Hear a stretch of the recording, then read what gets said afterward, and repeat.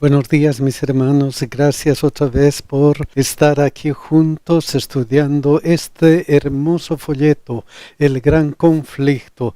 Mis hermanos, no se olviden de compartan y tampoco se olviden que si desean una copia de esta presentación, visiten escuelasabática2000.org. Y otra vez, mis hermanos, compartan.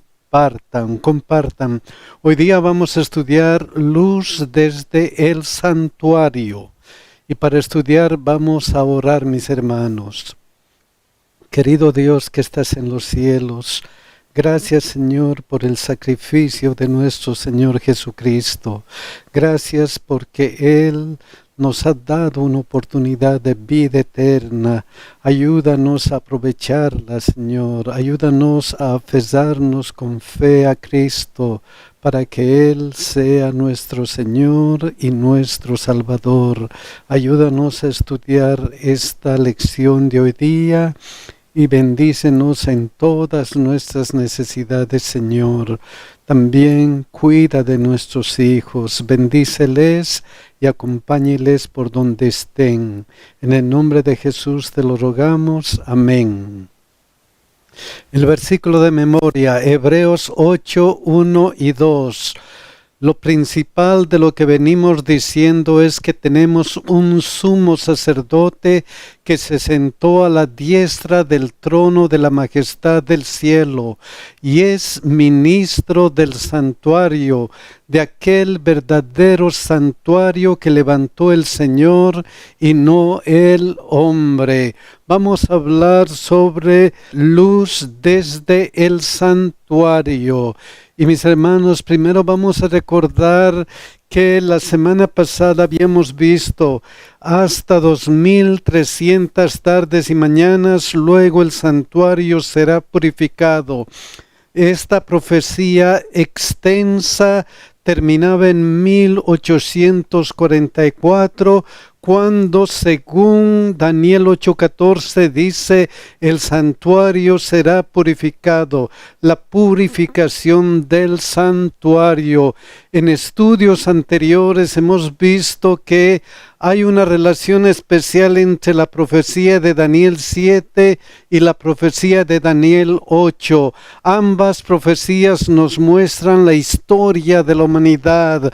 Daniel 7 comienza con Babilonia, luego Daniel 8 y 7 los medo-persas, Grecia, Roma, el reino dividido, el cuernito pequeño, la Roma papal, y llegan a un punto especial. Daniel 8 dice la purificación del santuario, Daniel 7 el juicio. Entonces hay una relación especial entre la purificación del santuario y el juicio, porque ambos son la culminación de todo el problema del pecado aquí en la tierra, y luego viene la segunda venida de Cristo. Hoy día vamos a ver lo que dice el primer día, el día domingo, el santuario celestial. Miren lo que dice Éxodo 25, 8 y 9. Y harán un santuario para mí y habitaré en medio de ellos, conforme todo lo que yo te muestre. Dios había mostrado a Moisés el santuario y cómo debía realizarse. Miren lo que dice Éxodo 25:40. Mira, hazlo conforme al modelo que te ha sido mostrado en el monte. No lo hagas diferente. Te he mostrado un modelo. Miren lo que dice Hebreos 8:5. Los cuales sirven a lo que es figura y sombra de las cosas celestiales. Este santuario debería ser la figura y la sombra de las cosas celestiales, de lo que ocurre allá en el cielo. Continúa. Como se le advirtió a Moisés cuando iba a erigir el tabernáculo, diciéndole, mira, haz todas las cosas conforme al modelo que se te ha mostrado en el monte. Entonces Dios le mostró a Moisés el santuario celestial, y no puede ser de otra manera, porque Hebreos 9:24 dice: porque no entró Cristo en el santuario hecho de mano, figura del verdadero, sino en el cielo mismo, para presentarse ahora por nosotros ante Dios. Entonces hay el santuario celestial y el santuario terrenal. El santuario terrenal, ¿qué debería ser? Figura y sombra de las cosas celestiales. El santuario terrenal es figura o tipo del santuario celestial. Ahora, cuando habla del santuario, miren cómo se refiere al santuario, con estas palabras: santuario y el tabernáculo. O sea, algunas veces lo va a llamar el tabernáculo y otras veces el santuario. Entonces se usa santuario o tabernáculo indistintamente. ¿Y qué es el santuario celestial? Miren lo que dice Hebreos 8:1-3. Ahora bien, el punto principal de lo que venimos diciendo es que tenemos tal sumo sacerdote, el cual se sentó a la diestra del trono de la majestad en los cielos, ministro del santuario y de aquel verdadero tabernáculo, ministro del santuario y del verdadero tabernáculo. Entonces el santuario celestial es el verdadero tabernáculo, es el santuario que le mostró a Moisés como modelo para edificar el santuario terrenal.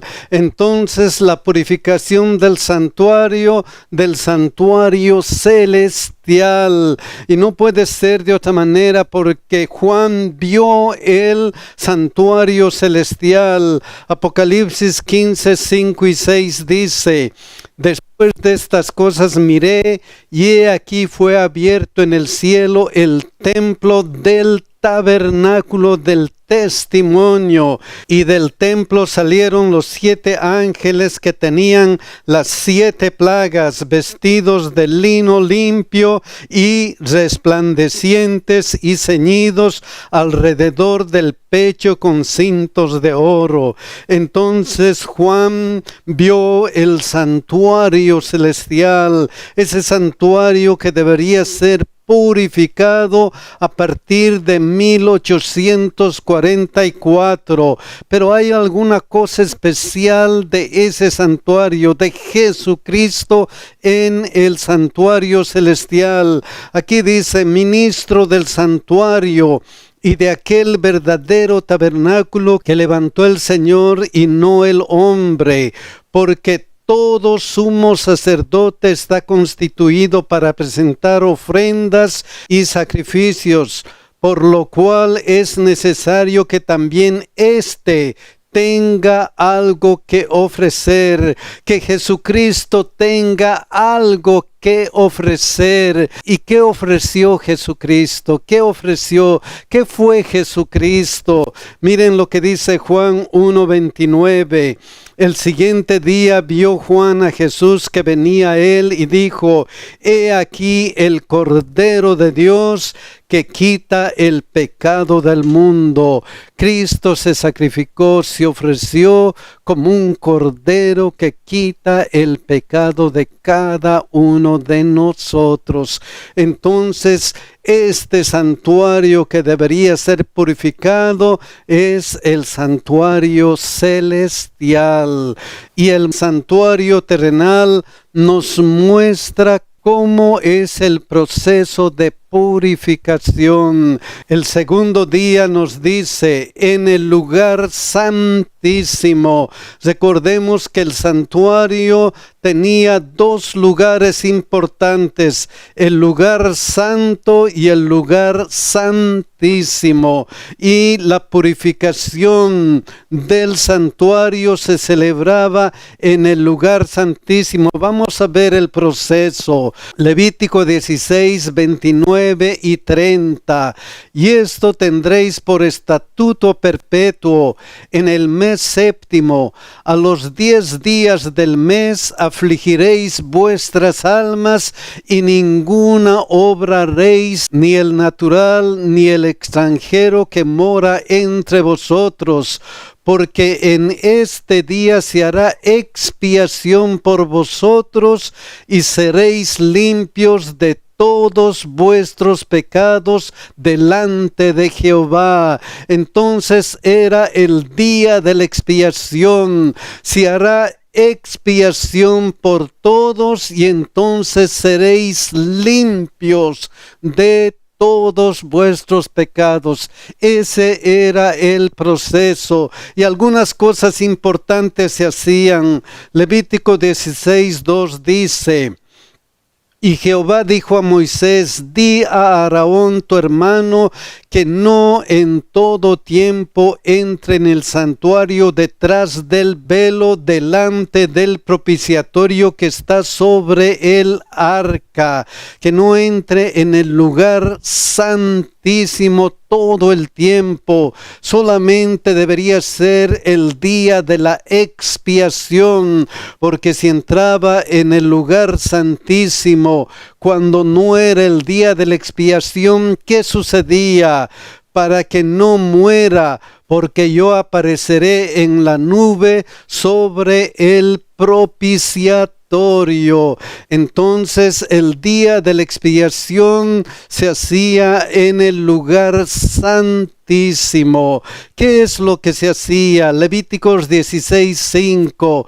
Y de la congregación de los hijos de Israel tomará 2 machos cabríos para expiación. Levítico 16:7 y 8 nos explica qué hacían con estos 2 machos cabríos.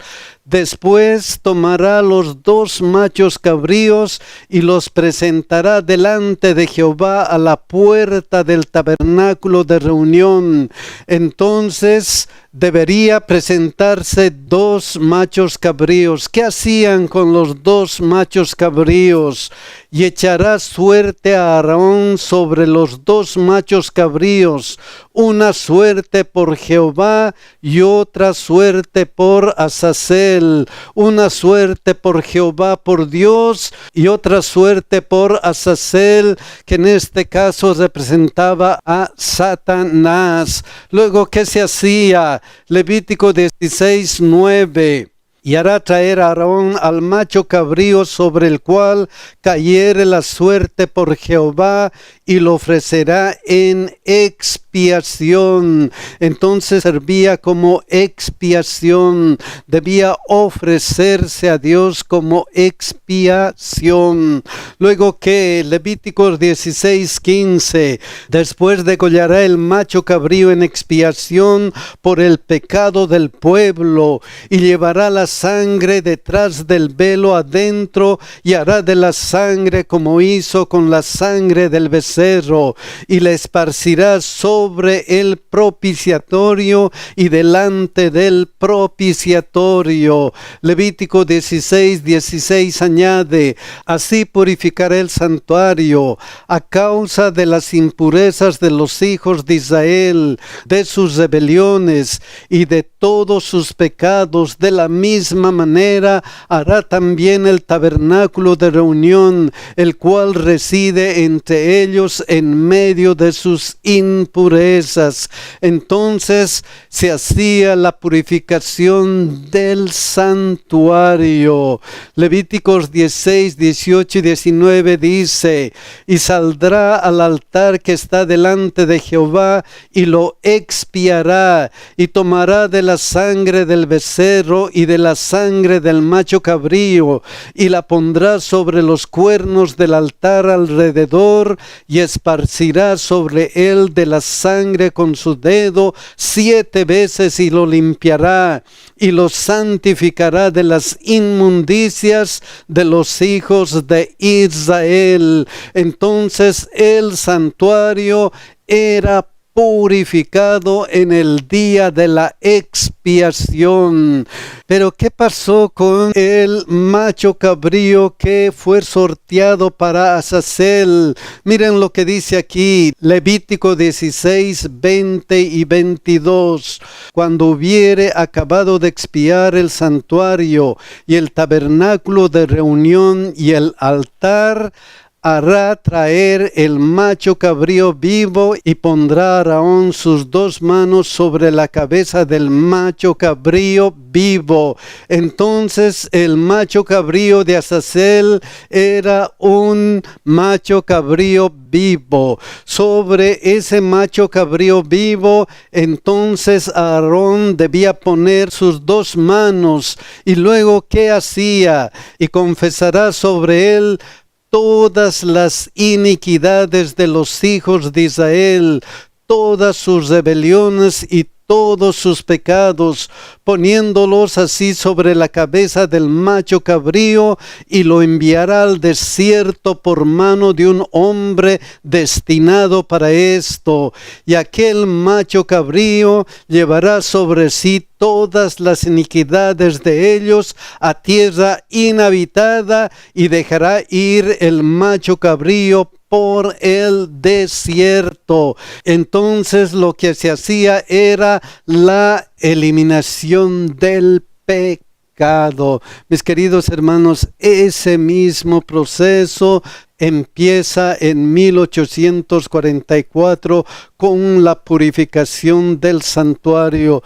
En el santuario terrenal, todo el pueblo de Israel debía estar atento a lo que hacía el sumo sacerdote, porque si ellos habían confesado sus pecados, entonces no había problemas para ellos. Pero si no habían confesado sus pecados, entonces ellos sufrían las consecuencias de su pecado. Era un día de juicio para el pueblo de Israel. Eso mismo nos refleja aquí la purificación del santuario y el juicio, que están íntimamente relacionadas. Por eso el tercer día vamos a estudiar acerca del juicio allegado. Apocalipsis 14, 6, 7 dice: vi volar por medio del cielo a otro ángel que tenía el evangelio eterno para predicarlo a los moradores de la tierra, a toda nación, tribu, lengua y pueblo, diciendo a gran voz: temed a Dios y dadle gloria. ¿Por qué? Porque la hora de su juicio ha llegado, y adorad a aquel que hizo el cielo y la tierra, el mar y las fuentes de las aguas. Daniel 7, 9 y 10 nos muestra cómo fue el proceso. Estuve mirando hasta que fueron puestos tronos, y se sentó un anciano de días, cuyo vestido era blanco como la nieve, y el pelo de su cabeza como lana limpia. Su trono llama de fuego, y las ruedas del mismo fuego ardiente. Un río de fuego precedía y salía de delante de él. Millares de millares le servían, y millones de millones asistían delante de él. El juez se sentó, y los libros fueron abiertos. Entonces la hora de su juicio ha llegado. En 1844, el mismo proceso de la purificación del santuario, que va a haber un juicio, porque miren lo que dice Eclesiastés 12:14, porque Dios traerá toda obra a juicio, juntamente con toda cosa encubierta, sea buena o sea mala. Se juzgará todas las obras. Cuando termine el juicio, ¿qué va a pasar? Miren lo que dice Apocalipsis 22:12. He aquí yo vengo pronto, y mi galardón conmigo, para recompensar a cada uno según sea su obra.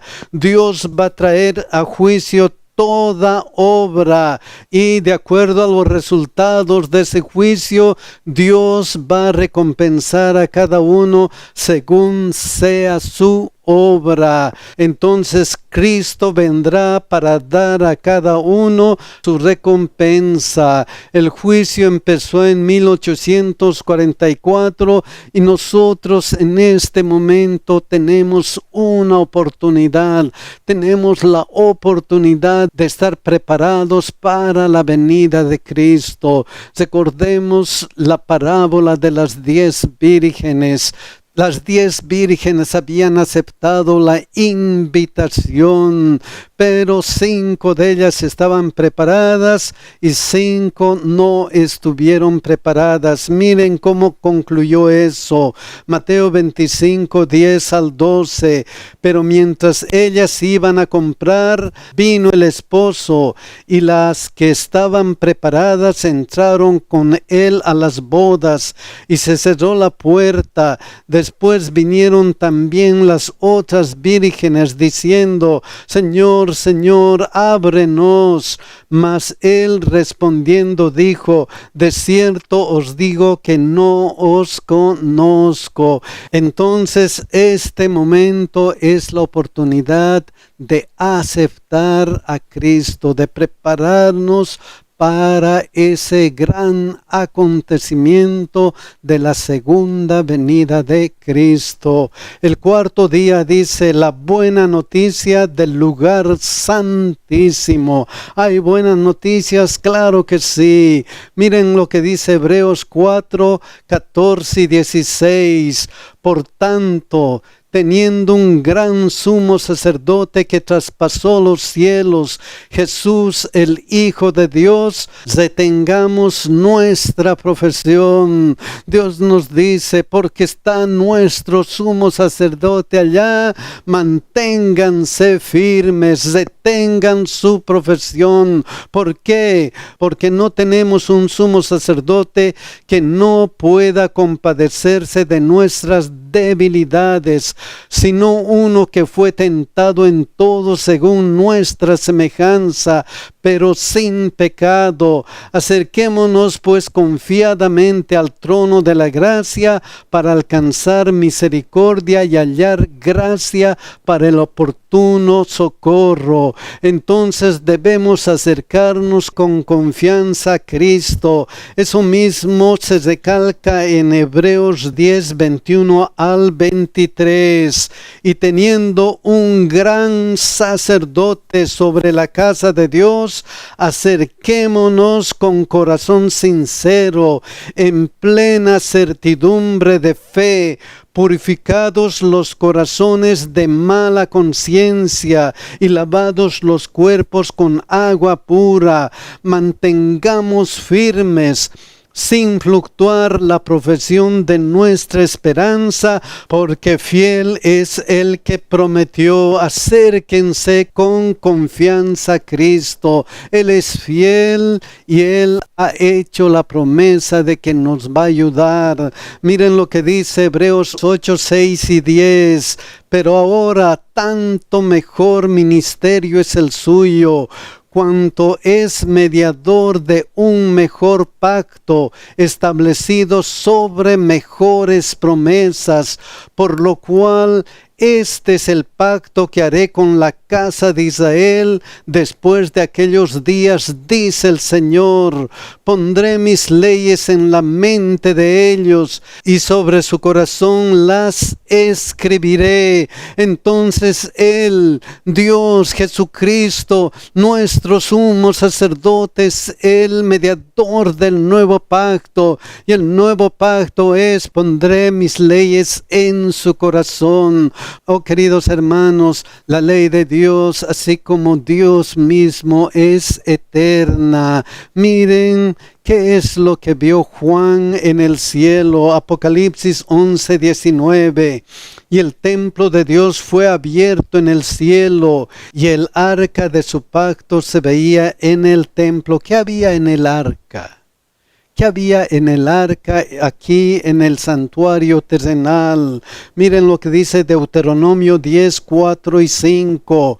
Y escribió en las tablas, conforme a la primera escritura, los 10 mandamientos que Jehová os había hablado en el monte en medio del fuego, el día de la asamblea. Y me las dio Jehová, y volví y descendí del monte y puse las tablas en el arca que había hecho, y allí están como Jehová me mandó. ¿Dónde estaban los 10 mandamientos? En el arca, en el cielo. ¿Dónde están los 10 mandamientos? En el arca de su pacto, un pacto especial donde Él también escribe su ley en nuestros corazones y sobre nuestra mente. Entonces tenemos que estar seguros de que Cristo nos va a ayudar a guardar su ley, nos va a ayudar a ser fieles a Dios. Entonces estén seguros de que van a vivir una vida de obediencia con la ayuda de Cristo. Vamos a vivir una vida de obediencia. El último día, dice Jesús, nuestro abogado en el juicio. Miren lo que continúa Hebreos 10:12. Pero Cristo, habiendo ofrecido una vez para siempre un solo sacrificio por los pecados, entonces Cristo murió en la cruz como sacrificio perfecto por nuestros pecados, por mi pecado, por el pecado de cada uno de nosotros. Entonces Hebreos 7:25 dice: por lo cual puede también salvar perpetuamente a los que por Él se acercan a Dios. Como se ha sacrificado, entonces Cristo por su sacrificio puede salvarnos. Él puede darnos la salvación. Él solamente necesita nuestra decisión. Si nosotros aceptamos esa salvación. Pero Él, ¿dónde está? Se ha sentado a la diestra de Dios, viviendo siempre para interceder por ellos. Él está a la diestra de Dios, intercediendo por nosotros. Cristo está intercediendo por cada uno de nosotros. Miren lo que dice 1 Juan 2:1, cómo intercede Él por nosotros. Hijitos míos, estas cosas os escribo para que no pequéis, y si alguno hubiera pecado, abogado tenemos para con el Padre, a Jesucristo el justo. Entonces Cristo es nuestro abogado perfecto. Él se ha sacrificado por cada uno de nosotros. ¿Y qué ocurrió finalmente en el santuario terrenal? Finalmente el pecado era destruido. ¿Y qué va a pasar cuando Cristo termine el juicio, la purificación del santuario celestial? Hebreos 9:28. Así también Cristo fue ofrecido una sola vez para llevar los pecados de muchos, y aparecerá por segunda vez sin relación con el pecado para salvar a los que le esperan. Dios va a terminar con el pecado y nos va a dar la salvación. Cristo vendrá por segunda vez para darnos la vida eterna. ¡Qué maravilla, mis hermanos! Gracias al sacrificio de Cristo vamos a llegar a tener la vida eterna. Por eso miren lo que dice 2 Timoteo 4:8. Por lo demás me está guardada la corona de justicia, la cual me dará el Señor juez justo en aquel día, y no solo a mí, sino también a todos los que aman su venida. Mis queridos hermanos, Dios nos va a dar la vida eterna. El pecado va a ser destruido y Dios tiene un lugar para cada uno de nosotros. La pregunta es, ¿vamos a estar en ese lugar?